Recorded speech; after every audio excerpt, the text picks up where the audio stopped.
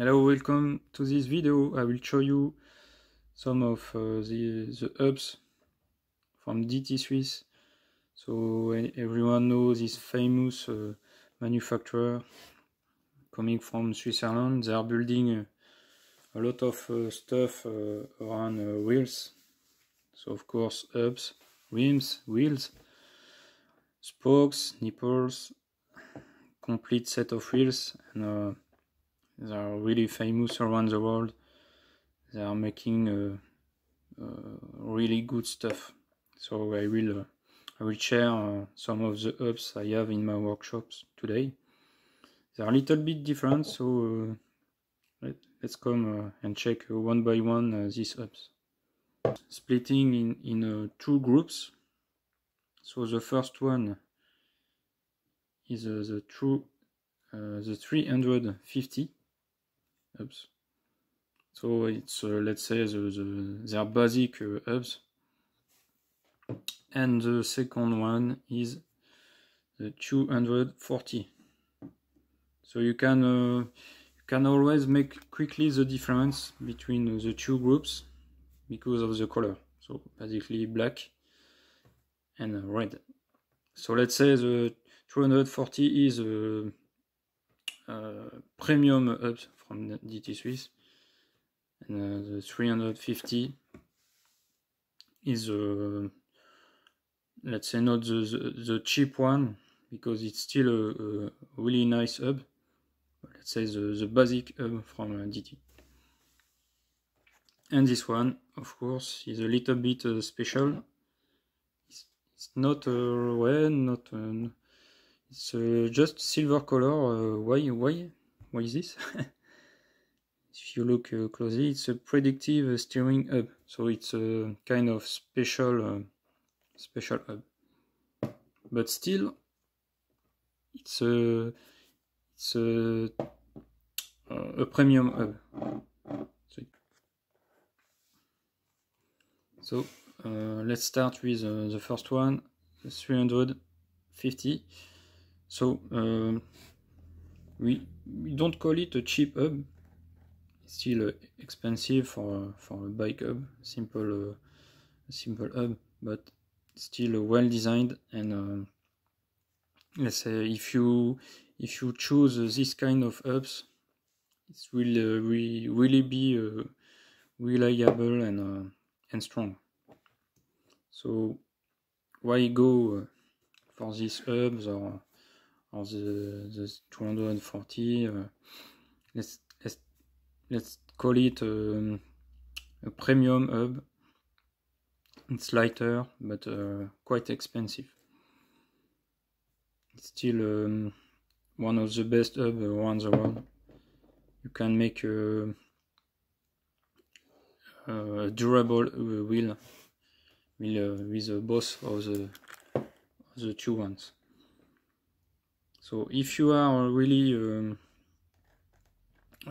able to spend a lot of money, why not choosing this one? But if you don't want to spend too much, you can choose this one without any problem.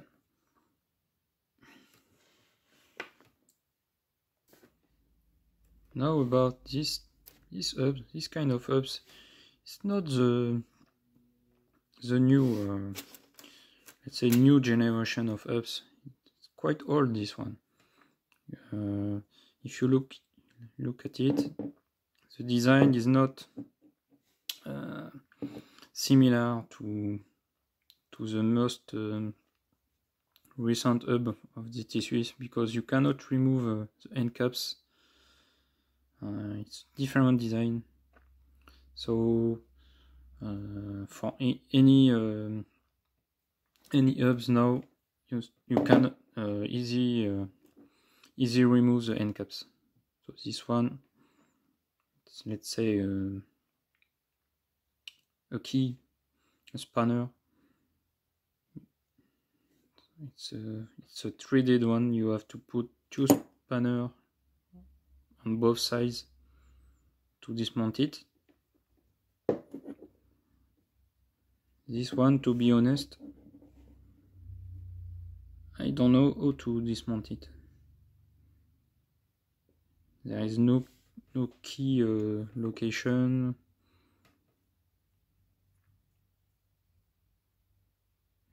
No idea.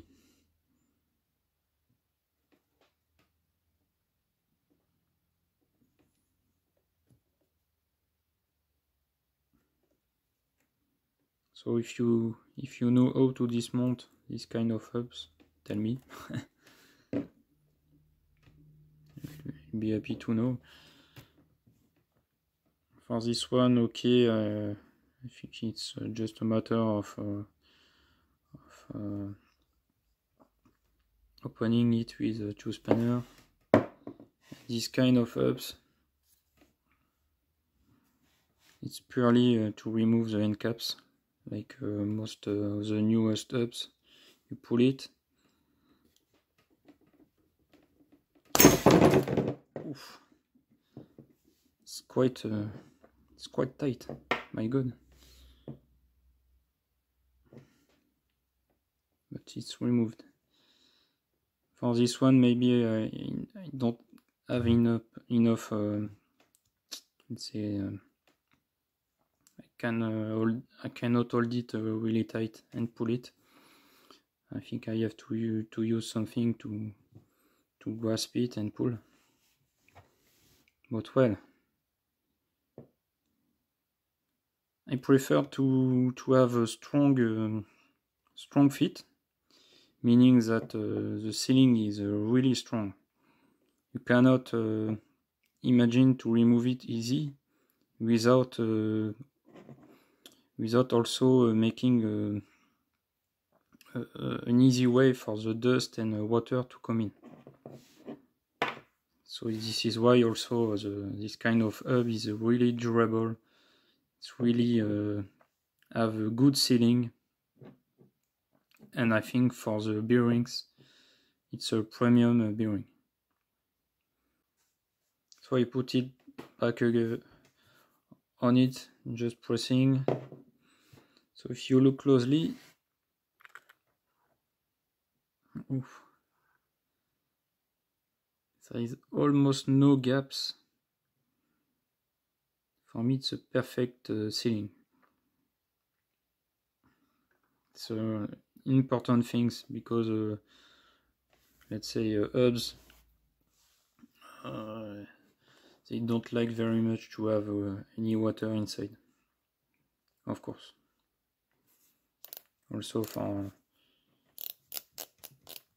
the freewheel, it's not really loud. So what's important to say also, this kind of hub is ratchet system. So it's not a new system, it exists since many time. But ratchet, it's let's say a patented design from DT Swiss, but the patent is now really old, and most of hubs manufacturer can now use the patents, and they also make their own ratchet system. So I will dismount it just to show you the ratchet inside. Okay, so it's now dismounted. So how works this system, the ratchet system? So if you look closely inside, you will see a spring, kind of inner the shape. And now, if you look the freewheel, you find the same design: spring, inner tooth, and of course bearings inside,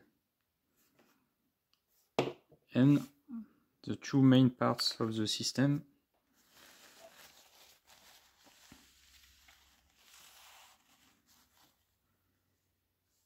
The ratchet.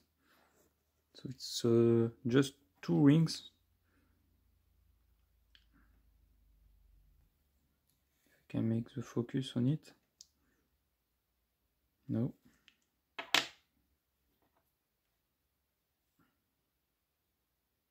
Yes, I think you see it. There is tooth over it. So it's two rings.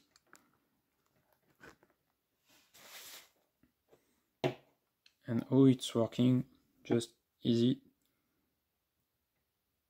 like this.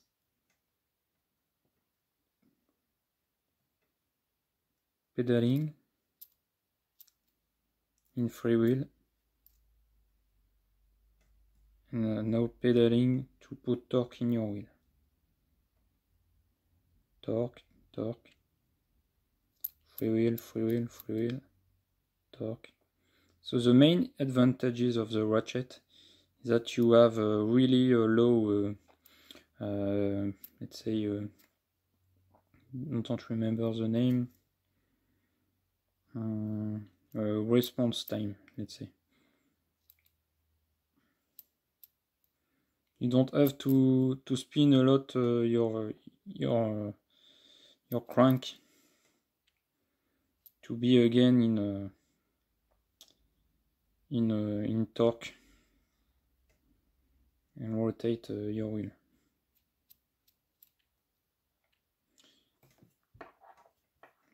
This is the main difference. For example, if you look Shimano systems of poles, 3 or 4 poles, you have a lower response time. This one is I don't know how many, maybe 16.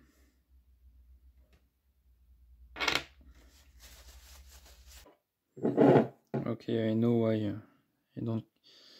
It's not easy to put it inside again, because as you see there is an inner tube spacer between the two bearings. So if this shape is not well aligned, it's really hard to put it back again. But now I think I'm done. Just slide it gently, engage, push. Okay, done.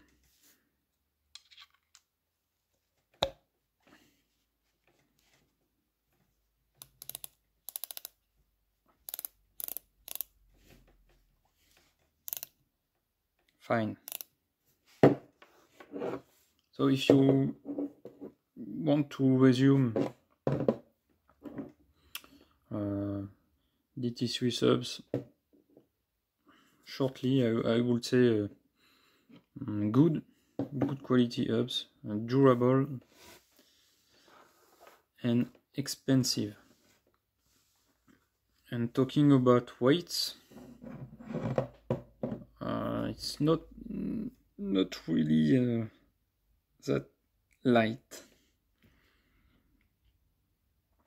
Of course, they are all made of aluminum. Axles, parts inside is full aluminum, except maybe from for bearings, of course. But they're quite burly design, let's say. Maybe this one, the 240, can be the lightest, but it's not, let's say, the brand that will make really light hubs, and they will be more reliable, but not fragile. So if you want a really light hub, and you don't care if you break your hubs, don't buy this one. So here is the weight test. So I bring my scale, we look the weight. all the different hubs. If you're interested by weight.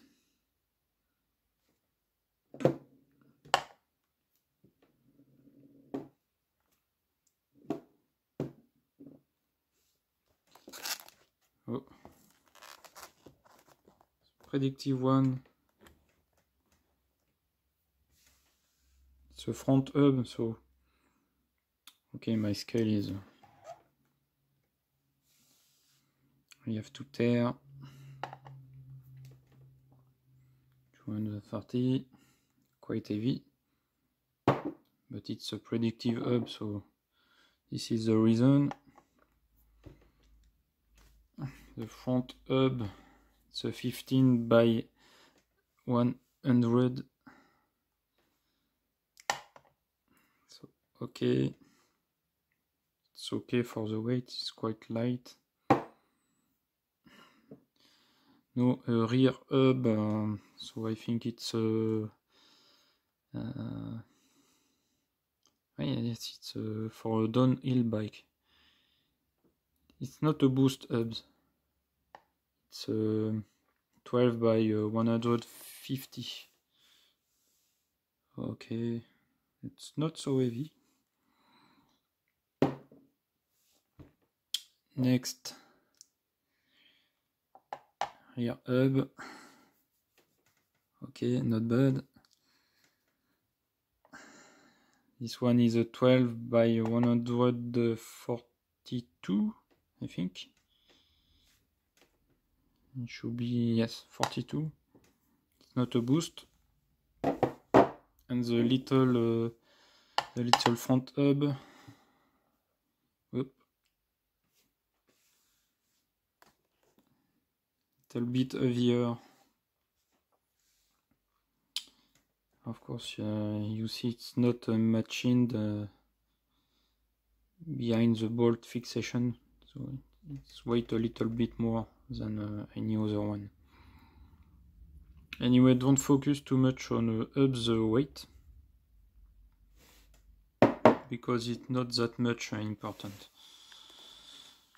It's really not important. You will not be faster because you have hub that is lighter.